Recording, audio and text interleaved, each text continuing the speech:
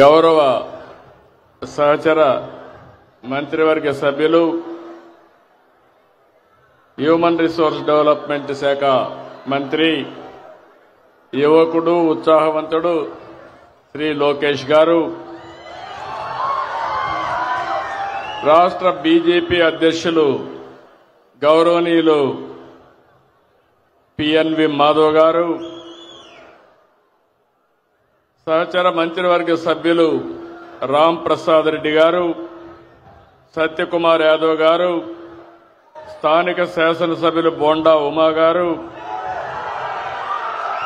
Vijayawada parliament సభ్యులు కేశినేని శివనాథ్ గారు, ఈరోజు ఈ కార్యక్రమంలో భాగస్వాములైనటువంటి ఆడబిడ్డ బెనిఫిషరీ లలిత గారు, ఇంకొక పక్కన ఇంకొక బెనిఫిషరీ శ్రీనివాసరావు గారు, ఈ కార్యక్రమాన్ని సమర్థవంతంగా నిర్వహించినటువంటి కృష్ణబాబు గారు, గౌరవ శాసనసభ్యులు శ్రీనివాస్ గారు, కలెక్టర్ లక్ష్మీషా గారు, అందరికంటే ప్రత్యేకంగా ఆటో డ్రైవర్లందరికీ పేరు పేరున మీ అందరికీ అభినందనలు, శుభాభినందనలు.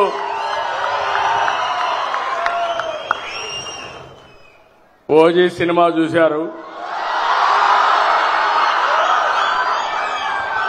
దసరా పండుగ చేసుకున్నారు, విజయవాడ ఫెస్టివల్ చాలా బ్రహ్మాండంగా జరిగింది, విజయవాడ కొత్త కళ వచ్చింది. ఈరోజు మనం అందరం కూడా ఆటో డ్రైవర్ల పండుగ రోజులో ఈరోజు ఉన్నాం.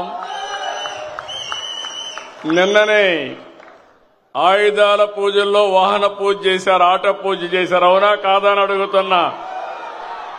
చేశామంటే చేతుల పైకెత్తండి. ఇప్పుడు మీ అందరూ ఒకసారి సెల్ ఫోన్లు చూసుకోండి. ఆటో డ్రైవర్లు డబ్బులు వచ్చిందా లేదా? ఇది నిజమైన పండుగ. గట్టిగా చప్పట్లు కూడా చెప్పండి. ఒక్క నిమిషంలో మీ అకౌంట్లో డబ్బులు వచ్చింది, మీ ఫోన్లో చెక్ చేసుకున్నారు, బ్యాంకుకు పోయే పని లేదు, కన్ఫర్మేషన్ కూడా వచ్చేసింది. అవునా కాదా అని అడుగుతున్నా. అది ఈ ప్రభుత్వం యొక్క ప్రత్యేకత, అదే ప్రభుత్వం యొక్క పని తీరని మరొక్కసారి మీ అందరికీ విజ్ఞప్తి చేస్తున్నా. ఏం తమ్ముళ్ళు 15,000 కరెక్ట్ గా వచ్చిందా? లంచాలు లేవు కదా, ₹1 ఖర్చు లేదు కదా, తిరిగే పని లేదు కదా. అదే టెక్నాలజీ. నేను ఆ రోజు ఊహించింది, ఈ రోజు మా ఆటో అన్నలు కూడా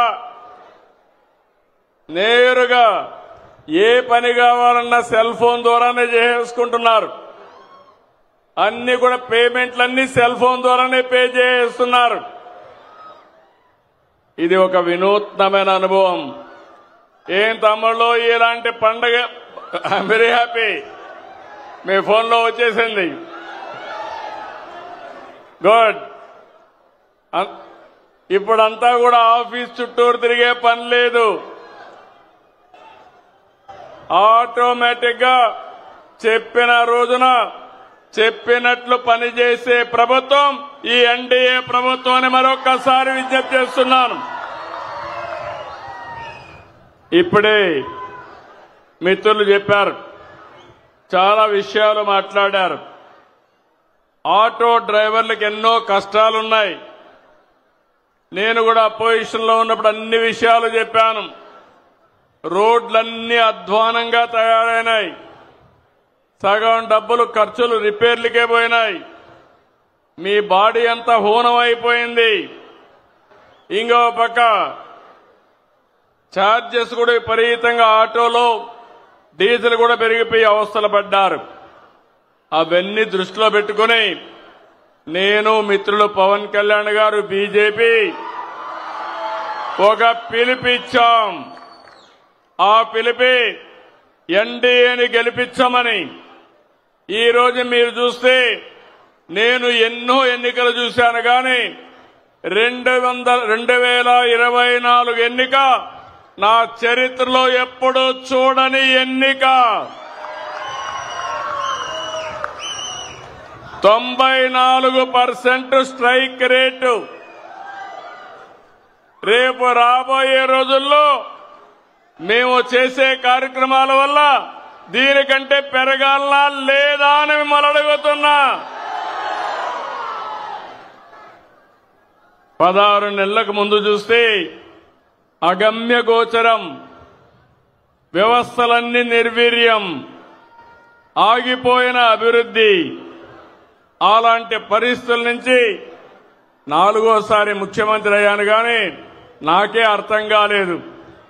చాలా రోజులు నాకు అర్థం కాకుండా రాత్రింబగుళ్ళు ఆలోచించాను. కానీ ఒకటే ఆలోచించాను, మేము చెప్పిన పని మీరు నిలబెట్టారు. ఈరోజు రాష్ట్రాన్ని కాపాడడానికి ఒక ఉద్యమ స్ఫూర్తితో వచ్చారు కాబట్టి అక్కడి నుంచి ఆలోచించి పని మొదలుపెట్టాం. 15 నెలలైంది, 16వ నెలకు వచ్చాం. నేను అడుగుతున్నా మిమ్మల్ని అందరినీ, చరిత్రలో ఎప్పుడైనా ఇన్ని సంక్షేమ కార్యక్రమాలు చూశారా అని మిమ్మల్ని అడుగుతున్నా. ఈరోజు ఇక్కడే కాకుండా రాష్ట్రం మొత్తం అన్ని జిల్లాల్లో, అన్ని నియోజకవర్గాల్లో డ్రైవర్స్ అంతా కూడా సమావేశమయ్యారు. 175 నియోజకవర్గాల్లో మీటింగులు జరుగుతున్నాయి. అక్కడ ఎంపీలు, ఎమ్మెల్యేలు ఉన్నారు. వారందరికీ కూడా నేను మనస్ఫూర్తిగా ధన్యవాదాలు తెలియజేస్తున్నా. ఇక్కడుండే ఆటో డ్రైవర్సే కాకుండా 175 నియోజకవర్గాల్లో ఉండే డ్రైవర్స్ అందరికీ మరొకసారి శుభాకాంక్షలు తెలియజేస్తున్నా. ఈరోజు మీరు చూస్తే ఒక కార్యక్రమం కాదు, నేను ఎక్కువగా అందరూ చెప్పారు కాబట్టి నేను ఎక్కువ చెప్పడం లేదు. సూపర్ 6 ఒకసారి చూస్తే దేశ చరిత్రలో ఎక్కడా జరగని సంక్షేమం ఇచ్చే ఏకైక రాష్ట్రం ఆంధ్రప్రదేశ్ రాష్ట్రం. ఒక్క పెన్షన్లు 4,000, 6,000, 10,000, 15,000. ఇప్పుడే మా ఆడబిడ్డ చెప్పింది, ఆవిడ ఒక ఆటో డ్రైవర్, ఆవిడికి 15,000 వచ్చింది. పిల్లలు 2 చదువుకుంటున్నారు, 30,000 అకౌంట్లో వచ్చింది. తండ్రి నేరుగా కావలిలో ఉంటే ఆటో ఇంట్లో పెట్టి కావలికి 10 రోజులకు 15 రోజులకు వాళ్ళ తల్లిదండ్రులు చూడడానికి పోతా ఉంది. ఎప్పుడు పోయావమ్మా అని అడిగానంత మునుపు, సార్ పండగలప్పుడు పోయావాడిని, ఇప్పుడు మీరు ఇది పెట్టారు నేరుగా వెళ్ళిపోతున్నానంటే, నీ ఆటోలో వెళ్ళలేదంటే దూరం కదా సార్, మీరు బస్సులో పెట్టారు కాబట్టి బస్సు ఎక్కే రోడ్లు బాగున్నాయి, నేరుగా పోయి చూసి వస్తున్నానని చెప్పే పరిస్థితికి వచ్చింది. అంటే మీరు గుర్తుపెట్టుకోవాల్సింది, ఒకప్పుడు ఈరోజు ఇంకొక విషయం గుర్తుపెట్టుకోవాలి. దేశంలో ఎక్కడా లేని విధంగా చెప్పాను, 33,000 కోట్ల రూపాయలు పింఛన్ల కోసం ఖర్చు పెట్టే ఏకైక ప్రభుత్వం మన రాష్ట్ర ప్రభుత్వం ఎన్డీఏ. మన తర్వాత తెలంగాణ 8,000 ఖర్చు పెడుతున్నారు, 8,000 కోట్లు. అంటే ఈరోజు సంక్షేమం అంటే ఏ విధంగా చేస్తున్నామో మీరే చూశారు. మా ఆడబిడ్డలను చూస్తున్నా, ఎక్కడ చూసినా ఫుల్ జోష్లో ఉన్నారు. ఎక్కడికి కావాలంటే మగవాళ్ళని అడిగే పని లేదు. నేరుగా మీరు నిన్న దసరా చూశాను, దుర్గమ్మ తల్లి దగ్గరికి శ్రీకాకుళం నుంచి, మంత్రాలయం నుంచి వచ్చి దర్శనం చేసుకున్నారంటే అది స్త్రీ శక్తి పవర్ అని చెప్పి నేను మీకు తెలియజేస్తున్నా. మొన్నటి వరకు మా ఆటో డ్రైవర్లు ఉన్నారు. మీ ఇంట్లో ఉండే మా ఆడబిడ్డలు ఎక్కడన్నా పోవాలంటే మిమ్మల్ని వేది అడగాలి, తీసుకుపోమ్మని ఆటోలో. ఇప్పుడు మిమ్మల్ని అడిగే పని లేదు. ఎక్కడికి పోవాలన్నా నేరుగా వెళ్లిపోయే పరిస్థితికి వస్తున్నారు. అవునా కాదా అని అడుగుతున్నా మిమ్మల్ని. ఇప్పుడే నేను వస్తామంటే మా ఆడబిడ్డ చెప్పింది, ఏమమ్మా ముందుకి ఇప్పటికి వ్యత్యాసం అంటే, అంత మునుపు నేను అడిగితే అప్పుడప్పుడు ఇసుక్కొని ఎప్పుడో ఒకసారి తీసుకుపోయేవాడు, ఇప్పుడు నాకేం అవసరం లేదు, నేను ఎప్పుడు కావాలంటే అప్పుడు ఉచిత ప్రయాణ సౌకర్యం ఆర్టీసీ బస్సులో పోతానని మా ఆడబిడ్డ చెప్పిందంటే అది ఈ ప్రభుత్వం మీకు ఇచ్చినటువంటి స్వేచ్ఛ అని మరొక్కసారి మీ అందరికీ విజ్ఞప్తి చేస్తున్నా. స్త్రీ శక్తి బంపర్ హిట్ అయింది, చాలా సంతోషం. మా ఆడబిడ్డలకి ఒకప్పుడు సిలిండర్లు ఉచితంగా ఇప్పించాం, ఇప్పుడు మళ్ళీ మీ అందరికీ చూస్తే 3 సిలిండర్లు ఉచితంగా ఇస్తున్నాం. ఇవన్నీ కూడా మీరు ఒక్కసారి గుర్తుపెట్టుకున్నప్పుడు నేను ఒక్క సెక్షనే కాదు, ఈరోజు ఇక్కడుండే ఆర్టీసీ డ్రైవర్లలో 15,000 వేసాం. కేటగిరీ కూడా క్యాబ్ డ్రైవర్, ఆటో డ్రైవర్ గాని, ఇంకో పక్కన వివిధ రకాలైన వెహికల్స్ లో మీరు చూసినప్పుడు auto rickshaw, 3 wheeler passenger, motor cab, maxi cab, ఇలాంటి రవాణా సౌకర్యం ఉండేటన్నీ కూడా ఇచ్చాం. ఇందులో మీరు చూసినప్పుడు 2,90,669 మందికి ఆన్లైన్లో డబ్బులు పడ్డాయి. ఏ ఒక్కరికి రాకపోయినా మీరు రిపోర్ట్ చేయండి, మీకు నెంబర్ ఇచ్చాం, ప్రతి ఒక్కరికి డబ్బులు వేసే బాధ్యత మాదని మరొక్కసారి మీ అందరికీ హామీ ఇస్తున్నా. ఇదే కాకుండా ఆటో డ్రైవర్ అంటే చాలా మంది పేదవాళ్ళు ఎక్కువగా ఉన్నారు. అలాంటి ఆటో డ్రైవర్లందరికీ ఇది వర్తిస్తుందని చెప్పి కూడా నేను మీకు తెలియజేస్తున్నా. ఇవి కాకుండా ఇంకొక పక్కన మీరు చూస్తే ఈరోజు రోడ్లన్నీ బాగుపడ్డాయి. ఇప్పుడే నేను మంచి అవకాశం ఆటో డ్రైవర్ ఫ్యామిలీతో ట్రావెల్ చేశాను. ఆ కుటుంబ వివరాలన్నీ కనుక్కున్నాను. ఈరోజు ప్రతి ఒక్కరికి ఒక ఆశలున్నాయి. నేను ప్రయాణించిన ఆటో డ్రైవర్ అయితే వాళ్ళ నాన్న కూడా డ్రైవర్, కాబట్టి ఈయన కూడా డ్రైవర్ అయ్యే పరిస్థితికి వచ్చాడు. కానీ ఆ 2 పిల్లల్ని ఆలోచించాడు. 2 కొడుకులున్నారు, 2 గురించి ఆలోచించాడు. నేను పడిన కష్టం నా పిల్లలు పడకూడదని ఎన్ని కష్టాలైనా చదివిస్తామని ఆ కుటుంబం ముందుకు పోయే పరిస్థితికి వచ్చారు. వాళ్ళని ఒకసారి ఇక్కడికి రమ్మంటున్నా, ఒక ఆదర్శం ఈ కుటుంబం. రండి, ఇక్కడ అందరూ 4 రండి. ఈ కుటుంబం ఒక ఆదర్శం. రండి, బైక్ రండి.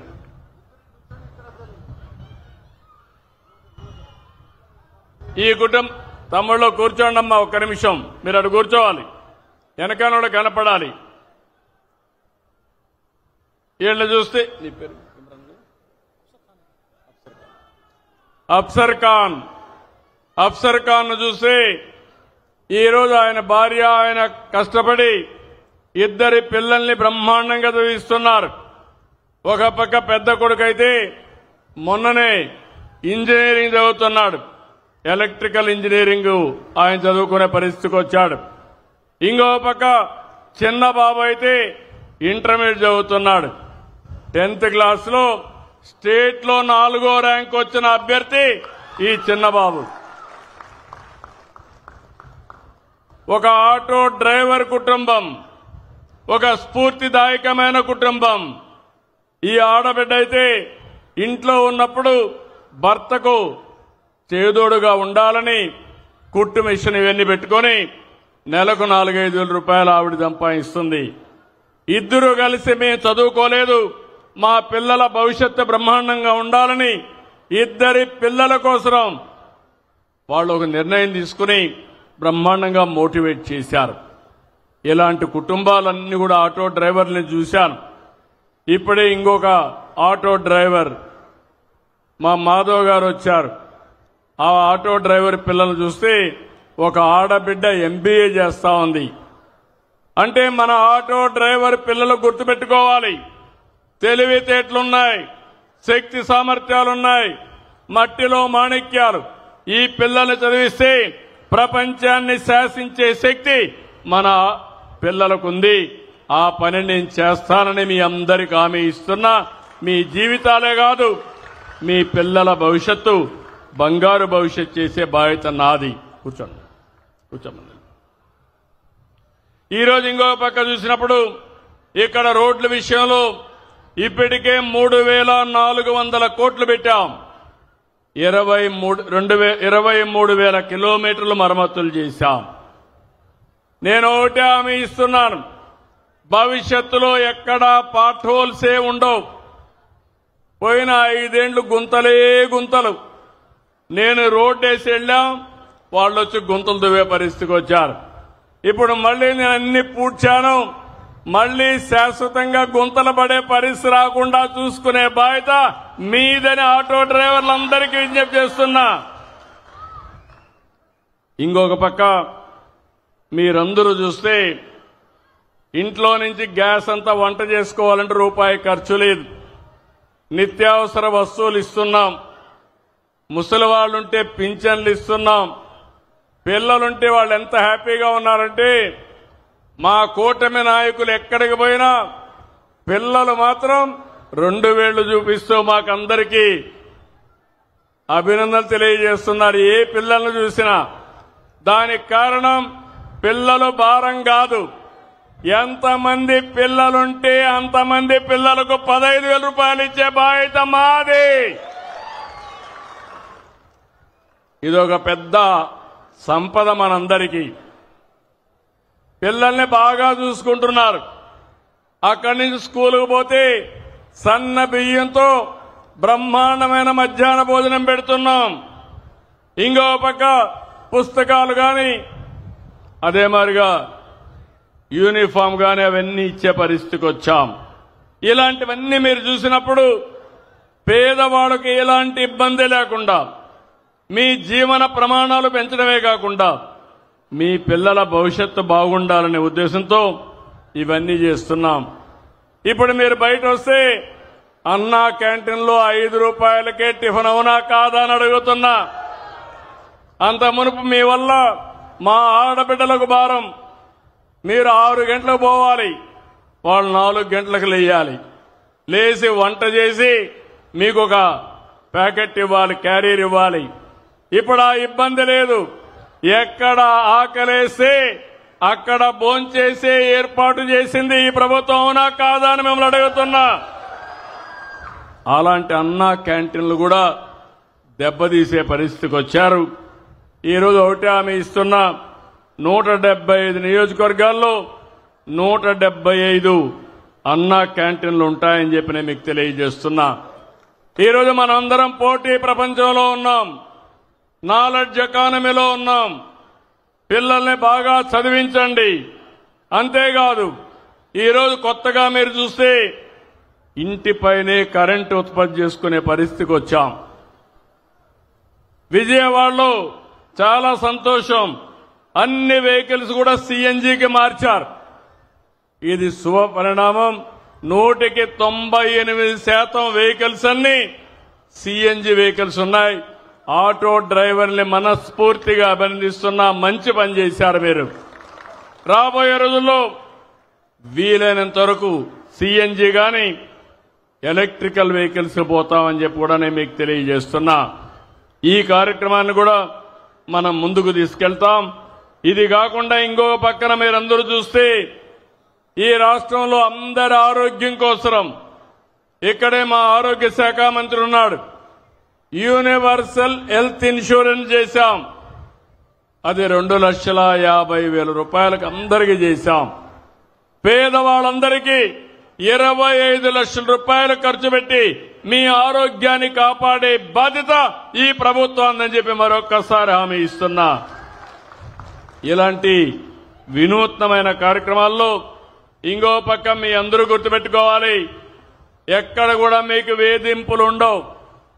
అదే సమయంలో అటు ఇటు వెళ్లిపోతా ఉంటే మీరు కూడా పోలేరు. మళ్ళీ ఆ విషయం కూడా గుర్తుపెట్టుకోవాలి. క్రమశిక్షణ అవసరం. అదే సమయంలో మీకోసం నేను ఒకటి హామీ ఇస్తున్నా, జీవోల ఏదైతే జరినామాల జీవో ఉందో దాన్ని రద్దు చేస్తాం. కానీ మీరు గుర్తుపెట్టుకోవాల్సింది, మీరు తిరుగుతా ఉంటే ఎక్కడికక్కడ సీసీటీవీ కెమెరాలు ఉంటాయి, రికార్డు అయిపోతాయి. మీరు అనవసరంగా కయాస్ క్రియేట్ చేస్తే దానివల్ల మీకు కూడా నష్టం. మిమ్మల్ని ఎడ్యుకేట్ చేస్తాం, రోడ్లు బాగేస్తాం, మీకోసం ఒక సంక్షేమ బోర్డు పెడతాం. నా ఒక్క చిన్న కోరిక, మీరు కూడా క్రమశిక్షణగా ఉండి 10 మందికి చెప్పి దానివల్ల టూరిజం అభివృద్ధి అవుతుంది, లా అండ్ ఆర్డర్ మెయింటైన్ అవుతుంది.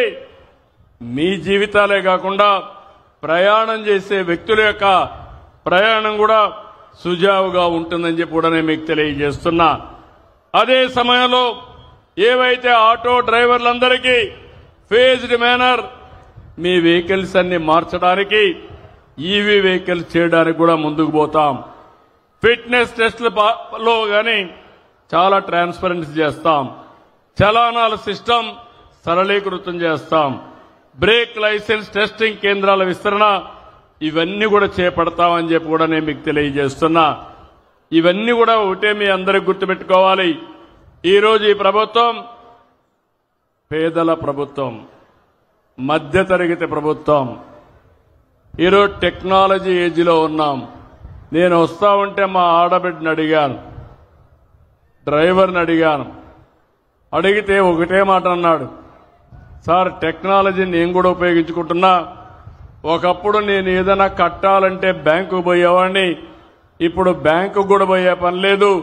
నా సెల్ ఫోన్ ద్వారానే అన్ని కూడా కరెంటు ఛార్జీ గాని అన్ని కట్టేస్తున్నాననే పరిస్థితికి వచ్చాడు.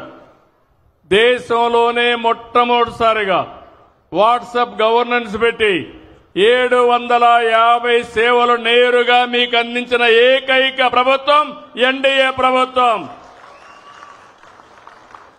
టెక్నాలజీని పర్ఫెక్ట్ గా ఉపయోగిస్తున్నాం. పేదవాళ్ల కోసం ఉపయోగిస్తున్నాం, ప్రజల కోసం ఉపయోగిస్తున్నాం, సంపద సృష్టించడానికి ఉపయోగిస్తున్నాం. నేను ఆ రోజు ఒక మాట చెప్పాను. ఆ రోజు నేను చెప్పింది మీ అందరూ కూడా సహకరించండి, మళ్లీ రాష్ట్రంలో అభివృద్ధి ప్రారంభిస్తాం. ఇంకో పక్క సంక్షేమ కార్యక్రమాలు ఇస్తాం, సుపరిపాలన తెస్తాం, రాష్ట్రాన్ని పునర్నిర్మాణం చేస్తామని ఆ రోజు చెప్పాను. అదే మాదిరిగా 15 నెలల్లో మీరు చూస్తే ఈ అన్ని కార్యక్రమాలు చేసే పరిస్థితికి వచ్చాం. నేను అడుగుతున్నా, 15 నెలల కంటే ఇప్పుడు మెరుగైన పాలన ఉందా లేదా? తమ్ముళ్ళు మీరే చెప్పండి. సంక్షేమ కార్యక్రమాలు అర్హులకు అందుతున్నాయా లేదా? మీరే చెప్పండి. అభివృద్ధి బాగుందా లేదా అని మిమ్మల్ని అడుగుతున్నా. ఈరోజు కేంద్రం కూడా మీరు చూస్తే జీఎస్టీ తీసుకొచ్చారు. జీఎస్టీ ద్వారా సూపర్ సేవింగ్స్, దసరా, దీపావళి, ఇంకో పక్క సూపర్ 6, ఇప్పుడు ఇంకో పక్క సూపర్ జీఎస్టీ. ఈ జీఎస్టీ వల్ల మీరు కొనే వస్తువుల రేట్లు బాగా తగ్గిపోతున్నాయి. మీకు కూడా వెసులుబాటు వస్తా ఉంది, కొనుగోలు శక్తి పెరుగుతా ఉంది. పేదవాడు అవసరమైతే ఎలక్ట్రానిక్స్ కొనుక్కోవాలంటే, ఫ్రిడ్జ్ కొనుక్కోవాలన్నా, ఏసీ కొనుక్కోవాలన్నా, ఫ్యాన్ కొనుక్కోవాలన్నా, నిత్యావసర వస్తువులు అందుబాటులో ఉండాలన్నా ఈ సూపర్ 6 సూపర్ జీఎస్టీ బ్రహ్మాండంగా పనిచేస్తుందని చెప్పి కూడా నేను మీకు తెలియజేస్తున్నా. ఇలాంటి వినూత్నమైన కార్యక్రమాలు వచ్చినప్పుడు నిన్న మొన్న నేను చూశాను. వైబ్రెంట్ విజయవాడ చాలా బాగా చేశారు. 11 రోజులు శబాష్ విజయవాడ, వండర్ఫుల్ వర్క్ చేశారు విజయవాడ వాసులందరూ కూడా. మామూలుగా కాదు, నేను ఎప్పుడు చూశాను కానీ 7 రోజుల్లో 240 ఈవెంట్లు పెట్టి పుర ప్రముఖులందరూ కలిసి, ప్రభుత్వం కలిసి, ప్రజాప్రతినిధులు కలిసి ఒక బ్రహ్మాండమైన వాతావరణాన్ని క్రియేట్ చేశారు. ఒకప్పుడు దసరా అంటే బెంగాల్, దసరా అంటే మైసూర్, ఇప్పుడు దసరా అంటే విజయవాడ. అవునా కాదా? కొత్త చరిత్ర. అందుకే మళ్లీ మీ అందరికీ దీపావళి కూడా శుభాకాంక్షలు తెలియజేస్తున్నా. అయితే ఈ సందర్భంగా ఒక విషయం మీకు చెప్తున్నాను. పండుగలు మన భారతీయ సంస్కృతిలో భాగం. ముఖ్యంగా మన తెలుగువారు కూడా అత్యంత భక్తితో, నిష్ఠతో, శ్రద్ధతో జరుపుకుంటాం. ఈరోజు మీరు చూస్తే కృష్ణమ్మ ఎంత బ్రహ్మాండంగా పారుతా ఉందంటే, ఆ కృష్ణమ్మ వారధికి సాయంత్రం ఒక్కసారి పోయి చూస్తే కన్నుల పండుగగా ఉంటుంది, ఆహ్లాదాన్ని ఇస్తుంది. ఆ కృష్ణమ్మ తల్లి ఈ విజయవాడని టచ్ చేసి సముద్రంలోకి పోవడం మన అదృష్టం అని చెప్పి నేను మీకు తెలియజేస్తున్నా. ఇంకో పక్క దుర్గమ్మ తల్లి ఇక్కడే ఉంది. దుష్టుల్ని శిక్షించి మంచి వాళ్ళని రక్షించడానికి. నేను అడుగుతున్నా మీ అందరికీ, మనం కూడా ఒకటి గుర్తుపెట్టుకోవాలి.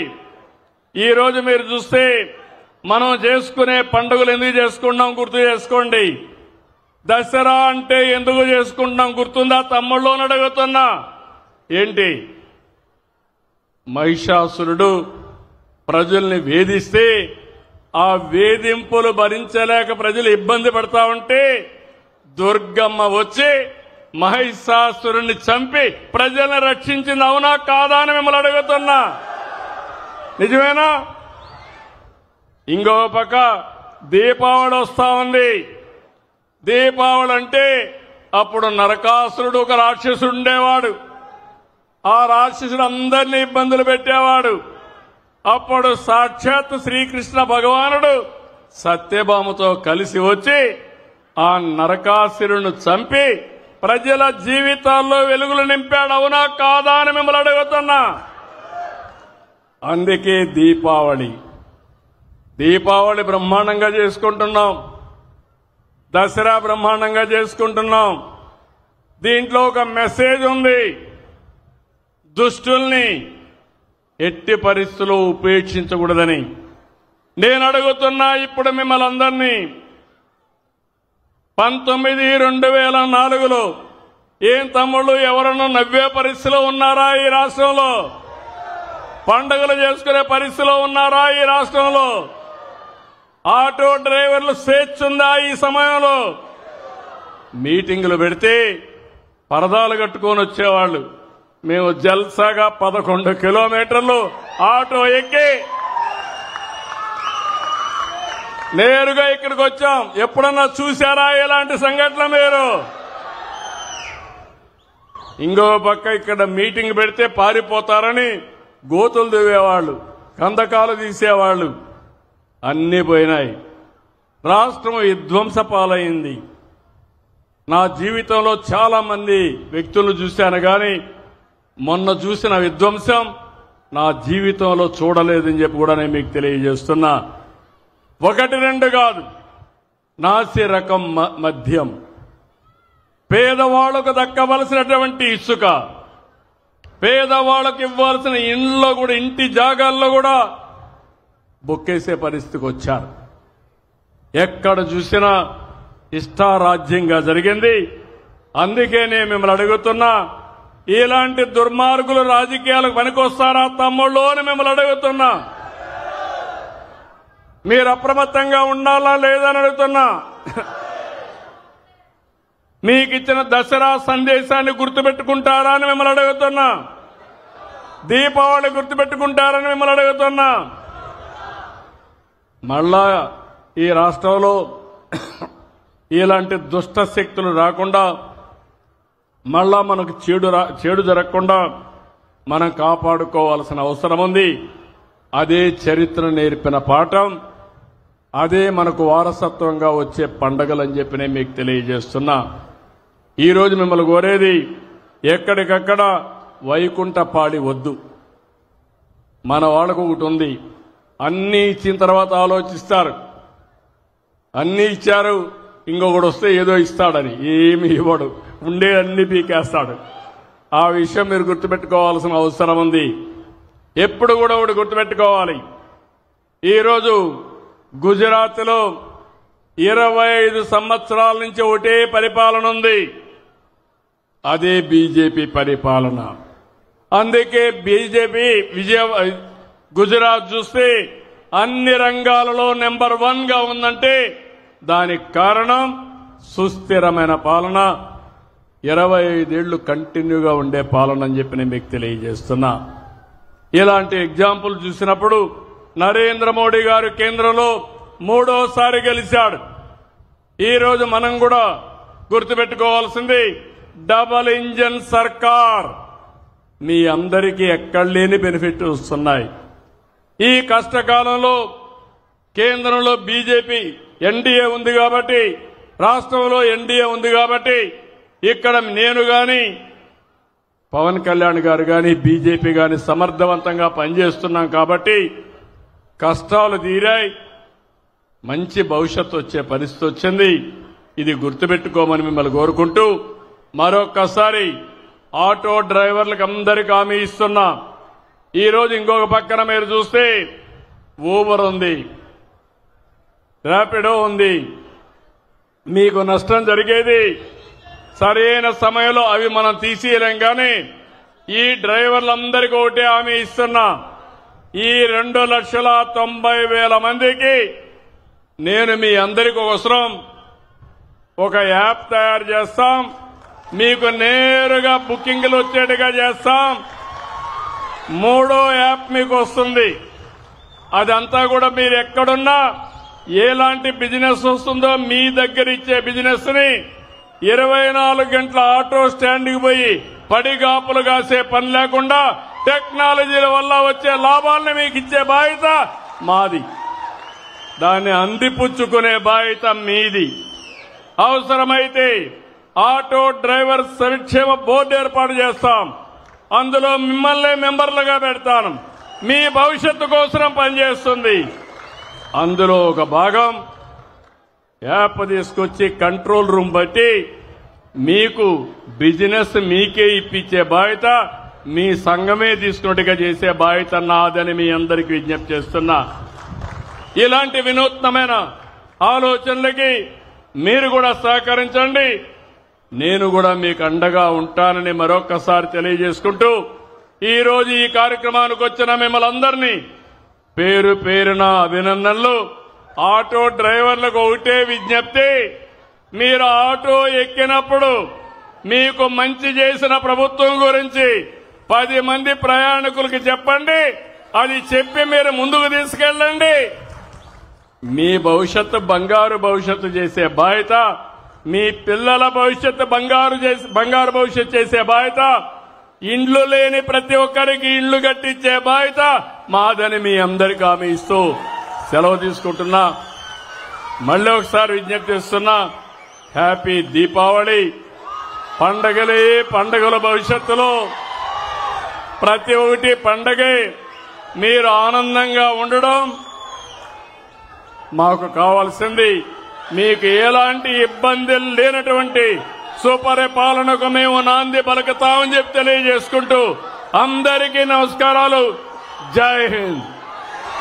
గౌరవ రాష్ట్ర ముఖ్యమంత్రి వర్యులు నారా చంద్రబాబు నాయుడు గారికి హృదయపూర్వక ధన్యవాదాలు. ఈనాటి కార్యక్రమానికి వచ్చిన రాష్ట్ర ముఖ్యమంత్రి వర్యులు నారా చంద్రబాబు నాయుడు గారికి, రాష్ట్ర ఉప ముఖ్యమంత్రి వర్యులు కొణిదెల పవన్ కళ్యాణ్ గారికి